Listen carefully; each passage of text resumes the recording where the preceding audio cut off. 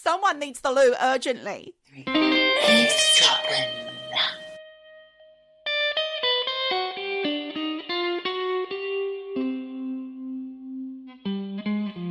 Hello there, little ladybird.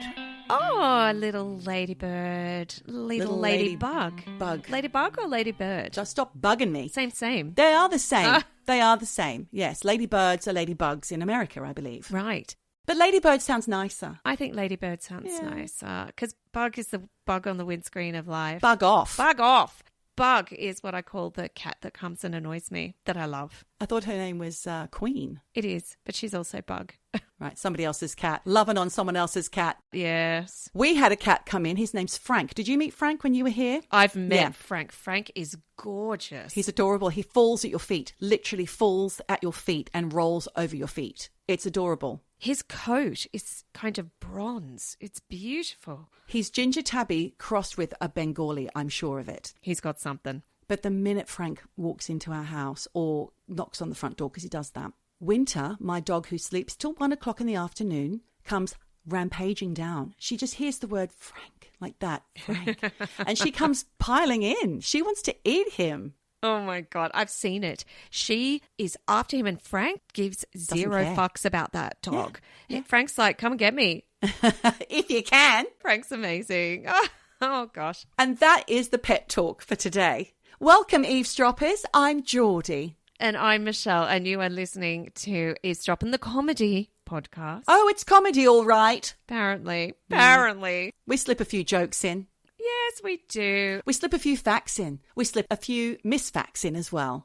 Quite a few. Quite often. Have you had some people pull us up on something? No. Oh, thank not God. Yet. I'm sure they will. Oh, they will. I mean, I was a bit nervous about the low tax looper episode that McCracken Poston Jr., our fangirl favourite, would get in touch saying, you got that wrong. Have we had anything from McCracks? Yeah.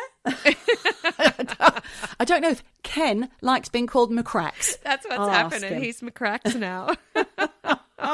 Well, he has given the thumbs up for our side hustle. We're definitely having a podcast with McCracken. Okay. Well, I think... Absolutely. Do you know what? I think we have to get Australian on his name. He's going to be McCracko. McCrackers. McCrackers. No. McCracks. Does he like that? McCracky. I'm just being Australian. McCracko. McCracky Dacky Doodle. Okay, what did he say to me? Yes, he has gotten in touch about the low tax looper story, of which you told 2 weeks ago, and of which, is that 2 weeks ago? Oh, maybe. 2 weeks ago, Yeah. yes. And of which we only heard about it through him. So thank you to McCracken. He wrote in. First of all, he said, I'm blushing after getting such a nice introduction this morning on your low tax episode. Well, we did say that he was gorgeous. He looked like a movie is. star, and he was is. Keep blushing, McCracken, because it's lovely. true. Yes. And then he said, keep that eavesdropping down south recurring episode in mind. It could be fun. Great. We'll have to organise that. Then he says, to answer your question. Now, I think this is in answer to your question when you said, did Byron Looper, the naughty congressman we spoke about 2 weeks ago, who McCracken ended up defending in court over a murder, did he have to change his name to low tax in order to advertise bringing low taxes down? Well, he says, to answer your question, a lot of these laws could have changed over the years. I remember when I was young, a local candidate in North Georgia added poor old, as in P-O-R-E, old, to his ballot, making the ballot read, poor old Brady Pless. I assume a play for sympathy vote. He lost. I believe in Tennessee they have to put your legal name in whatever form you want it to appear. Right. A side note, I jokingly suggested to Byron that we quickly change his middle name from low tax to not guilty.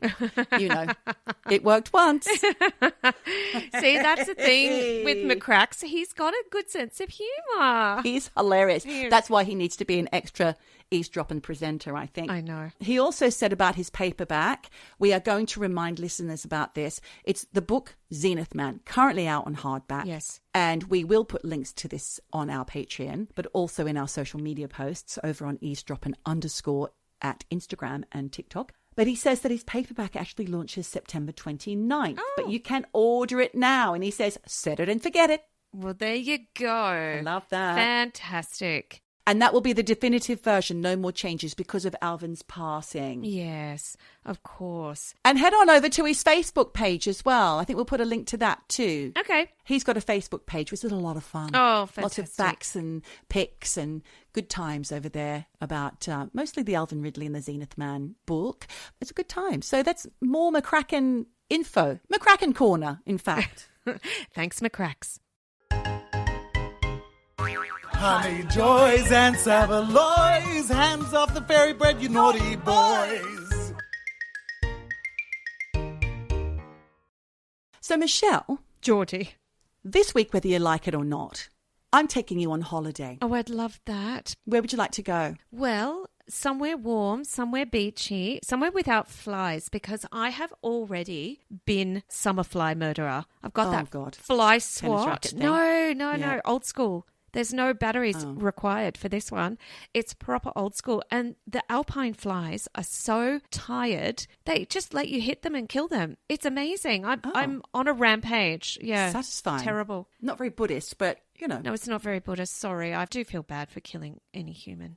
Human, not a human. Any life. Not human life. I kill humans, Michelle. Fly is not a fucking human. What is wrong with me? Was that a Freudian slip? Have you accidentally murdered someone? Do you know what? Sometimes I have dreams that I've murdered someone and then I wake up and I think, God. have I actually done that? Have I murdered someone? That reminds me of a story we did way back in the beginning of our time as eavesdropping hosts, when there was the writer of a book, I can't remember which one, had a dream that was so realistic that he did murder someone. And then he wrote a book about it. Oh, Jesus. I have to go back and find that. I can't remember all the details, but Michelle will do the research. There's nothing better to do. My hard drive's full and I've jettisoned all the deleted files from the brain, so I don't recall that episode. Whoops. Type it in on the website. We've got a website, eavesdroppinpodcast.com. Exactly. Go down to the bottom. Some clever clogs has put a little search bar down there.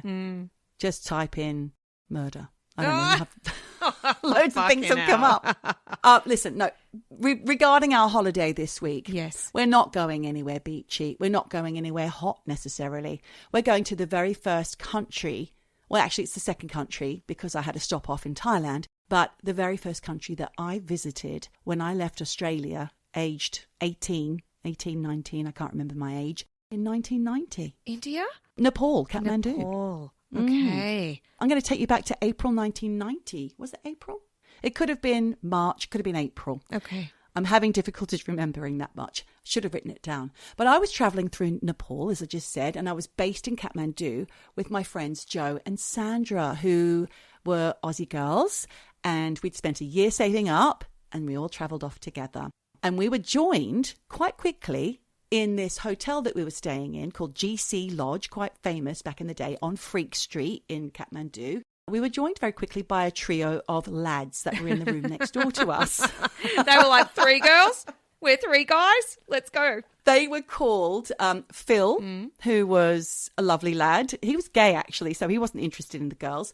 And his longtime friend, Adam. And they had made a friend along the way, a New Zealander called Anthony. Now, I've spoken about him many times because he's now an actor in New Zealand, and you'll see him usually with his shirt off somewhere in Spartacus, or he was on, I think it was one of the Tolkien things recently on TV as the boat guy. Right. He's in lots of things. We did reach out to him through his agent, and he never got back to me. Oh, my God, that's just rude. He has actually been in touch with me in the past, and I found one of our letters that we've exchanged, and I will read that out a little bit later. But first, let's just get through this intro to the story this week. So Phil and Adam and Anthony, right? So they were our buddies, and we used to hang out at the Lunchbox Cafe downstairs and eat brownies and drink lots of chai. And then Phil's brother Adam, which is confusing because now there's 2 Adams, and his girlfriend Sharon joined us. They're all English, by the way, except for Anthony, the 3 Australian girls and Anthony, who's New Zealander. Then we bumped into this guy called Howard, who was wild. And then Steve, who's the saxophone player from Dexys Midnight Runners and The Bureau. Oh, my God, this is like all-star cast. It was amazing. So we have quite an exciting bunch of people. We travelled together. We did lots of fun things. I'm going to tell you a little bit about that because it's pertinent to the story this week. So I said we were staying at this wonderful hotel called GC Lodge, which is on the old hippie trail. It's a backpackers kind of hotel, so very basic. And it had this incredible rooftop as well, which we used to go up on and have parties and play guitar and drink lots of cookery rum and go crazy. So we had all these weeks of fun there, and it was all great times. And we did a few little jaunts. Some of us managed to actually trek the Annapurna Ranges for 5 days, but I got sick. So Sandra and I went back, and I spent 5 days in bed throwing up. Oh, my God. And shitting through the eye of a needle. And then eventually the others came back. And then we all went on a tour up to the Monkey Temple to see all the lovely Tibetan monks on bikes. That was a fun day. I thought you said Monkey Temple. Monkey Temple, but there were also monks there. Okay, so monks and monkeys. It's called the Monkey Temple. Yeah, it's a Buddhist monastery as well, and lots of monkeys everywhere. Then we also took a trip to Pokhara, which is this beautiful gateway to the Annapurna Ranges. It's west of Kathmandu. It's got a beautiful lake there, dramatic, unobstructed views of the fishtail peak of the Himalayas. Stunning. We had to get a dodgy bus that was a 200-kilometre drive. And on a winding mountain, if you look down the side of the mountain, you'll see many more buses like the one that you're in, just littering the side of the mountain. Oh, my God. I've been on bus rides like that where I thought, I'm not going to make it. Yeah. It was hairy. Like, say my Hail Marys now because it's over. But somehow, I mean, even on the Amalfi Coast, it's treacherous. Is it? Oh, yeah, actually, there are some places around Italy like that. Yes, I remember. Yeah. And the Italians drive like the clappers, don't they? Well, they've got a cigarette in one hand and a phone in the other, and you're like, who's driving?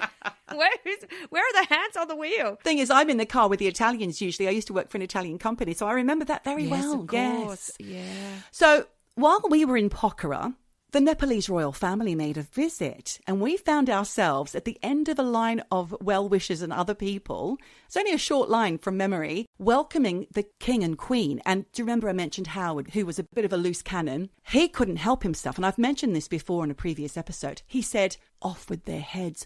Oh, we got in some trouble. Oh, we got into trouble. Yes. It was terrible. Yeah. Yeah, you can't say that. No, but he did. It was very scary for a few minutes there. He could have been thrown into a Nepalese jail and bye-bye. That's the end of you. I know, absolutely. So that happened. And then we went back to spend the last few days in GC Lodge with our fabulous friends and lots of parties and things. But before I left, I wanted to send some Tibetan rucksacks back to England so I could sell them at Portobello markets and Glastonbury and all that kind of thing. So Joe and I, who was going to be joining me in London, we both went to a Tibetan rucksack wholesaler and tried to work out a deal for the shipping and all of that kind of stuff. I wasn't very well, so I had a bit of a dodgy tummy still, and I was feeling a bit sick. We managed to sort all that out in this really hot, smelly office. And then walking back to the other side of town to our hotel, we got caught up in a riot, what we thought was a riot, but it was actually a protest. It took us ages to get out of it. It was quite hairy. I don't remember much apart from thinking, I need the toilet now. Get me out of here. I had no idea what was going on. And then when we got back to our hotel, Sandra and Sharon had been over to Patan, which is the jewellery district, to buy some more jewellery for the same reason, to take back to their countries and whatnot. They were shell-shocked when they got back in. The whole mood of the city had changed. They said that while they were in Patan, something wasn't right, and that they had heard students were being thrown from the roof of the university. Oh, my God. And then other friends, as they slowly came back to the hotel rooms, said they had also been caught up in protests. So what the hell was going on? I thought nothing of it. I just jumped on a plane immediately. I think it was that evening. We jumped on a plane to Varanasi in India. Didn't think anything of it. Didn't see our friends again for a few weeks, though. They had stories to tell, because I now know that that was the 1990 pro-democracy uprising against King Birendra, the guy we've been waving at the week before. Off with their heads. Yeah. Against his absolute rule, and that security forces had been opening fire on demonstrators and killed 50 people thereabouts. Oh, my God. I'm getting shades of Tiananmen Square here. It didn't make the news like that as far as or maybe it did. I didn't have a TV then, so I wouldn't know. But yeah, the next day, the city was under strict curfew. Anthony, who we didn't see again for a few weeks, he said that they couldn't leave apart from 1 hour in the day. Oh, my God. Yeah, they were stuck in the hotel without us for fun. Poor guys. Oh. I know. What were they going to do with that? I don't know what they got up to. But they probably had a beer and a guitar. That's all right. He had his guitar for sure. But like I said, we didn't know that people were shooting. We didn't know what was going on. No. Equally, we had no idea that this king, who was at the centre of this weird, mad crisis, would one day become the victim of an even greater tragedy. Because just over a decade later, the country was still dealing with the aftershocks of that wild time in Nepal's political history. Right. The evening of June 1st, 2001, everything changed. And this, Michelle, is the story of the Nepalese royal massacre. Oh, my God. Said we were going to do it many years ago when we did the Child Goddess episode from I can't remember when. I have got it written down somewhere. I mean, we've heard a little bit about your time in India, a little bit about your time in I have mentioned it before. Nepal. What I can remember. I think this is going to be a wild ride. Well, it is quite wild, and I had no idea, and I feel a bit ashamed of myself, really, that I just went to a country, had a bloody good time, bought some rucksacks and rolled my eyes at people shooting each other in a riot or in a protest and then left. No, you didn't roll You know, your what a eyes, dickhead. I'm sure. I kind of did because I was desperate for the tour. I was like, what the fuck? They're blocking my exit. Get out of the way. Someone needs the loo urgently. I'm about to shit my ass off. Let me through. So I didn't realise I was in the middle of a revolution. And what was going on really was that for centuries, Nepal had been ruled by kings. The Shah dynasty had united the country in the 18th century. And by the 20th century, the monarchy wasn't simply a political institution. It was woven into everyday life. They were some sort of pop star kind of style, maybe a little bit like the monarchy here in the UK. They were so big and everybody knew all about them and they were all up in their business. And that's why everyone was so excited to line up and greet them as they walked down that line in Pokhara. And this king wasn't viewed merely as a head of state. Many Nepalese regarded him as a divine figure, like an earthly representative of the Hindu god Vishnu. And like I said in our previous episode about the living goddess, which here it is, I've got it written down, season 4, episode 6, if you want to go back and check it out. If you've listened to that episode, you'll understand how this can happen. Like people think that human beings are reincarnated vessels for gods. And that's what they believed of King Birendra. Some people anyway. So going back to 1990, when the world's political systems were changing, think Berlin Wall, that had fallen. Democracies were emerging in lots of different countries that you wouldn't have expected. Nepal's people began demanding change. And this movement became known as Jana Andolan. I don't know if I've pronounced it right, but it means the people's movement. So what started as protests quickly grew into a nationwide uprising. Yes. You know, something very similar happened to me when I was in Thailand. They have the king who they worshipped, especially at this time. This was early 90s, so I would say 91, 92. So around the same time. Yes. And I was in Bangkok, and a little bit like what you said about Sandra, the mood in the city changed. And I heard gunshots. And I was like, what the fuck? And there were people running, running through the streets. And I went back to my little $1 a night room on Koh San Road, which was a mud track at that point. Wow. And it was kind of like you said, it was part of the hippie trail that people, when they went to Bangkok, used to stay on Koh San Road. It was scary. And I, a little bit like you, I think was scheduled to fly out the next day, and I wasn't sad to be going. A little bit also like you, I'm a bit ashamed to say I don't know what happened next. I've never followed it up. I've never looked at it. So pin that. Yeah, pin it, girls. Pin it. Right, so a little bit more history about the Nepalese situation. The Nepali Congress Party joined forces with the left-wing and communist groups in an unlikely alliance. And this is when the demonstrations began to spread through towns and villages. Opposition newspapers were banned. Political leaders were arrested. And these protests just carried on. And as I mentioned before, police had opened fire on demonstrators, killing so many, Michelle. It's disgusting. Awful. Students were marched through the streets. I can't find any evidence of anyone being thrown off roofs. I don't know if that was just hearsay. I have no idea. But who knows what was actually reported. There were general strikes which paralyzed the country. And by April 1990, hundreds of thousands of people flooded Kathmandu demanding democracy. So a good time for me to skip town. Absolutely, to get that fuck out of there. Eventually, King Birendra made an incredible decision. Rather than ordering a brutal crackdown, he accepted the people's demands. Oh, my God. It's a little bit like what's just happened here. I know that we're a few weeks behind the latest news. It is currently 33 degrees here in London, and it looks like we're going to get a new Prime Minister because ours just resigned. Yes. Which I kind of think, old broom, whatever, new sweep. What's that expression? I don't know. I don't know that expression. Sweep out the old with the new? I don't know. Is it like new face, same shit? Is that what we're looking at? No, I wouldn't say that. Not with Andy Burnham. Okay. But no one knows what he stands for, Oh. except that he's done an amazing job in Manchester. Oh, my God. Let's see. Hold that space. Watch this space. Don't hold it. Hold the space and watch. I'm holding space for you, Andy. Yes. Let's see what you can do. So back to Kathmandu. King Birendra has just folded and said, okay, you can get what you want. Political parties are now legalized and a new constitution was drafted.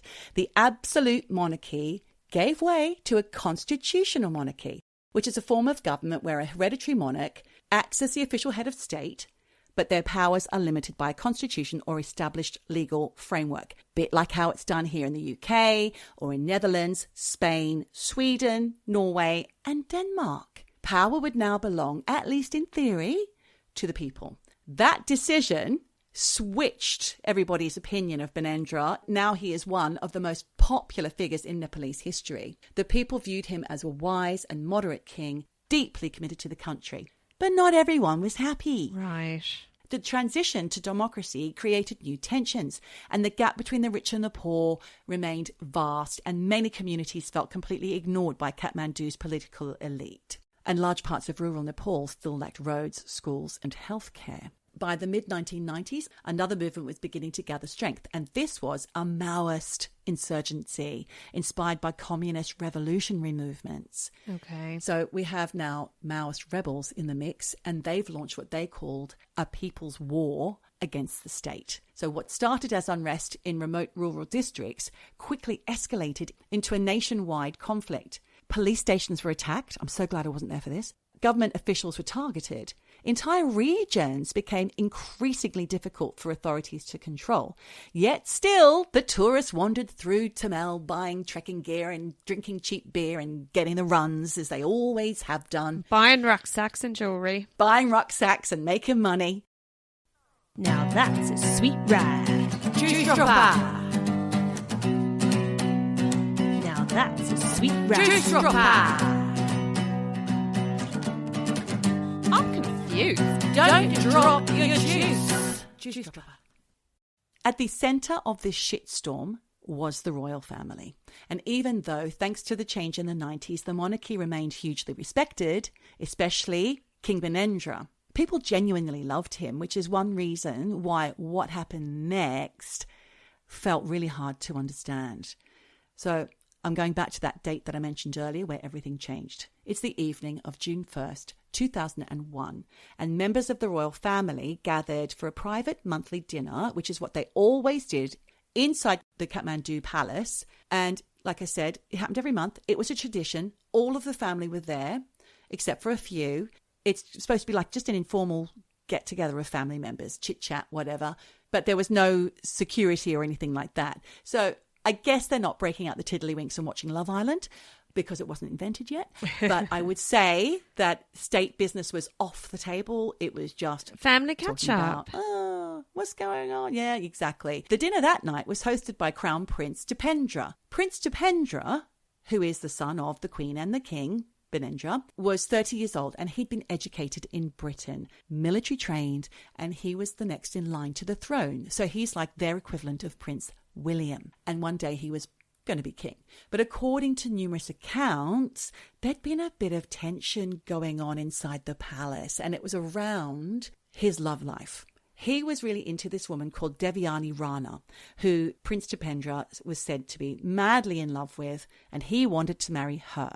But this relationship was controversial amongst the royals and the family members because Dipendra's mum, Queen Aishwarya, was allegedly dead against this union. She was not into it whatsoever. Right. So whether that disagreement was serious enough to spark violence, well, that remains to be seen. It's one of the mysteries surrounding this story, because I think most people know what happened that night. But I am going to go into a bit more detail, because what is known is that guests began arriving at the palace that evening expecting just an ordinary family gathering, but it wasn't anything but. According to the official investigation, Prince Dipendra spent part of the evening drinking heavily and doing drugs, and witnesses later said he was behaving so erratically that at one point relatives had to escort him from the gathering that he was hosting. Right. Not a good look, Dipendra.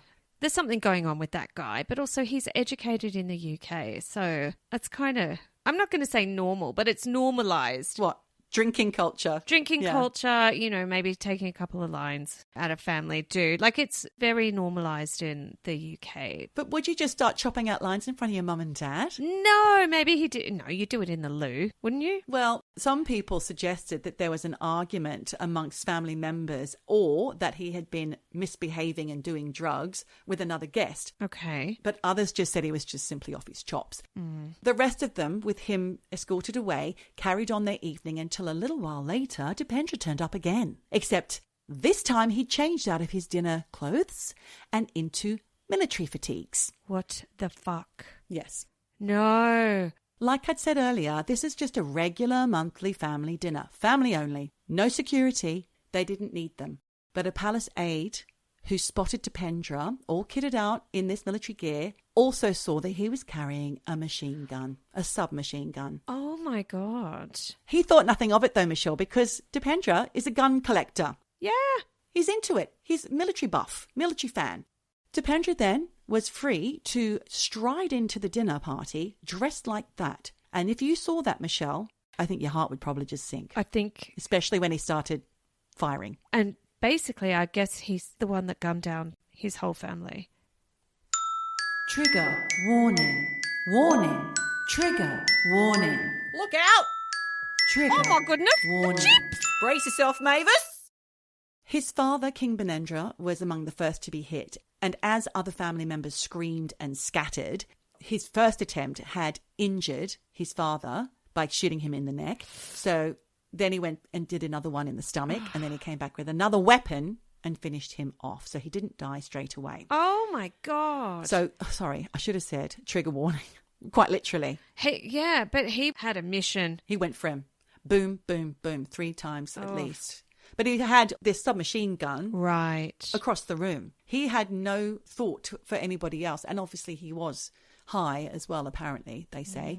And at this point, the sound of gunshots is ringing out around the palace. So the aides ran to the dinner hall, tried to break through a glass door to rescue the other members of the family. Meanwhile, some guests were hiding and others were trying to stop him. Prince Birendra, who is Dipendra's uncle and King Birendra's brother, he reportedly tried to persuade Dipendra to stop, but sadly he was shot in the process.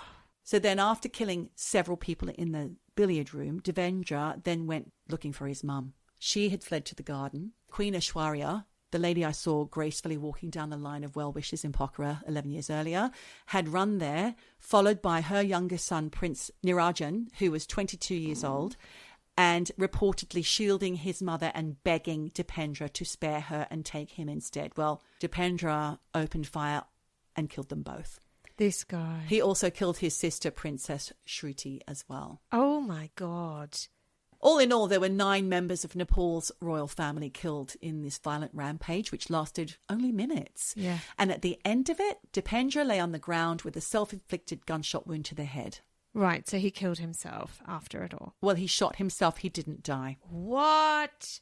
Well, in a way, he needs to repent for this. Well, hold your horses, Nellie, as you often say to me. I do. Because even though Dipendra was still alive and taken to hospital, he was in a coma. Oh. And get this, because his parents were both dead, Dipendra technically became king while lying unconscious. Yeah, of course. Even though he's the one that shot them all up. Yeah. This is terrible. It's really outrageous. And for 3 very bizarre days, Nepal had a comatose, murderous king. Yep. It's like Game of Thrones. It is like Game of Thrones. This also reminds me of Byron Low-Tax Looper. Yeah. He murdered That's right. his opponent, and then he was the only one on the ballot for a short time. Oh, people do crazy things. Dipendra never came out of that coma, by the way. He died after 3 days, and the Prime Minister's reaction was very odd indeed. He insisted to the public that it was an accident at first, with this explanation. What? According to the information we have, the incident happened by an accidental firing of an automatic weapon, seriously injuring the King, the Queen, the Crown Prince, and members of the royal family. That's what the Prime Minister said. That is ridiculous. What a ridiculous story. It's like he tripped and fell and set off a submachine gun that he was showing everybody. No, that's not what happened. Oh, that is the worst PR spin I've ever heard. Terrible. Really? And how embarrassing when they had to come out with the truth a few days later. The only senior royal who had not attended the dinner that night was Birendra's younger brother, Prince Gyanendra. He wasn't as popular as Birendra, but despite this, and because he was the only one of that line unharmed, he was then crowned. Right. In fact, his coronation and Prince Dipendra's cremation were both held on the same day. Oh. Ooh. And how, when your whole family has been gunned down, how do you step up for that ceremony? I know. It's fucking terrible. Right. I mean, he wasn't there, but his wife and his children were there, by the way, and injured, I think. I've got more information about that at some point. Also on that day were more bloody protests during Gyanendra's coronation, resulting in 6 deaths from police gunfire and arrests of hundreds of suspected Maoists. Right. So they're still at it Yep. in the streets. Yep. Another curfew followed. They love a curfew in Nepal, in Kathmandu. And once the truth got out, though, as I told you it would, many Nepalese people rejected the official explanation. How could their beloved prince murder his entire family? It just didn't make sense to anyone. So they thought there was a big cover-up going on. Oh, yeah, they did. Because why was Gyanendra not there that night when everybody else was? Plus, the investigation appeared to be over quite quickly, so rumours spread through Kathmandu like wildfire. What the hell's going on? One of the rumours was that Gyanendra had planned the whole thing with his son Paras, and they carried out the murders and framed Dipendra so they could get the throne for themselves. Again, more Game of Thrones shit here. Yeah, really. But Paras was there and escaped with minor injuries, and his mum took a bullet but survived. Oh, God. Yep. Others blamed the Maoist takeover, and a former Nepalese foreign minister said that India and the US were actually responsible. They had plotted together to remove the royal family, but there was no evidence behind this. No. And why? Why would they? Yeah, what's the motivation here? I don't know. Well, India I can understand, maybe. China was infringing a little bit too far through Tibet, because Kathmandu and Tibet are really close together, and that's been taken over. There was a lot of monks from Tibet in Kathmandu who had escaped. Right, okay. So maybe. I mean, there's a lot more to Nepal's history than I've actually managed to tell you today, because time's limited. And this is dinner party kamikaze, like I said. Not to the extent that this fucking dinner party was, mind you. Jesus. This is true dinner party kamikaze. Yes. But there's also another very popular theory as to why this happened when it did. According to a Nepalese legend, dating back to 1769, King Prithvi Narayan Shah, the founder of modern Nepal, once encountered a holy sage while marching towards Kathmandu. The king apparently offered the mystic a bowl of yogurt. After taking a mouthful, the sage handed it back to the king, declaring the remainder of the yogurt to be blessed. But the king was basically a bit disgusted by this. He was like, ew, I'm not going to eat that. You've just had your fucking chops all over it. And these mystics, they aren't just gorgeous, beautiful men in robes. They are often unwashed and not very pleasant looking. They haven't eaten for days and days, because some of them can't even take food. That's probably why he gave the food to him. They can't find food. They can't buy their own food. They have to be given food. Okay. That's like Baba, I think. Sai Babas? I can't remember. You bloody fool. Middle-aged misunderstanding alert. Please backtrack, regain composure, and start again. I meant to say it. Back to this theory. and this mystical story from days gone by. So he gave the yogurt back to the king, but this guy said, yuck, that's gross. So he threw it on the ground. Oh. And that pissed the sage off. And he said to the king, had you eaten the yogurt, all your wishes would have come true. But instead, that yogurt splashed across the king's 10 toes, and the holy man lay a curse on the king. After 10 generations, the Shah dynasty would come to a violent end. More than 200 years later, King Birendra was the 10th generation ruler of the Shah dynasty. Right. Sorry, the Shah dynasty is the word that I couldn't see there.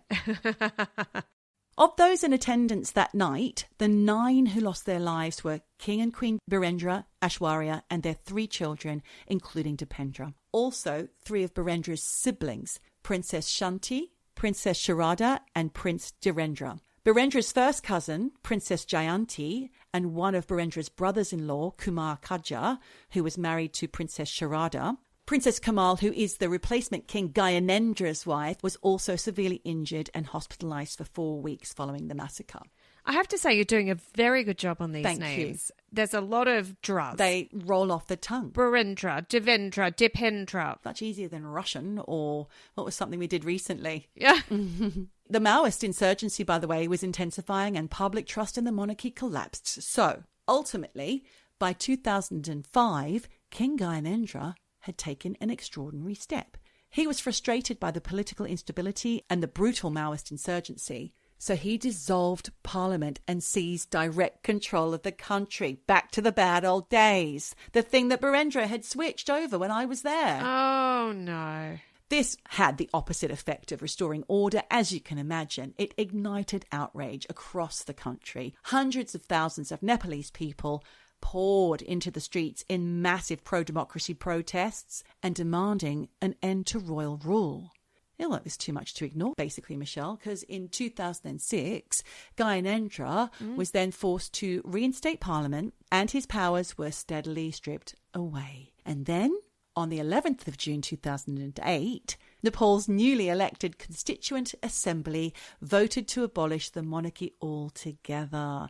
And that ended more than 240 years of royal rule. Kind of what the sage said all those centuries before. Yes. So they don't have a royal family anymore? No, they do not. The king left the palace. Nepal became a federal democratic republic, and the world's last Hindu kingdom was no more, Michelle. It's gone. Because of that guy just fucking it up. You know, they say the first generation makes it, the second generation maintains it, the third generation fucks it up. Well, this is like a lot more than 3 generations. The 10th generation. He didn't have his family behind him to pull him into line. They were dead. Yes. Power hungry. And previous to that, was it really just about love? Or being told by your mum you're not allowed to marry the person that you want? I think he was fucking drug fucked. And he didn't know what the hell. And he was probably maybe a bit of a young gun who was a bit of a loose cannon and just was on drugs and just thought, fuck it. And here it is, you know. Yeah, maybe. I'll teach you a lesson. I'll show you. Or maybe he just lost leave of his senses or something in the moment. We just don't know. No. But then there's always a bad egg. I mean, my partner was telling me recently about, was it the Crown Prince of Norway who just got thrown in jail? Did he?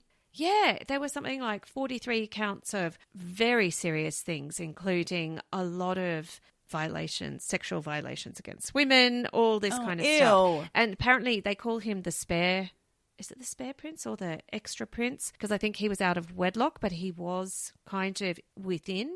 I didn't actually do any research on this. I'm just reiterating what he told me. I don't have the facts, so please, kamikaze facts. You're doing a great job. You're doing a great job. There's always one. There's always a bad egg. I mean, look at the royals in the UK. Who we're looking at? You've got Andrew. Oh, yeah, that guy. Yeah, well, that guy.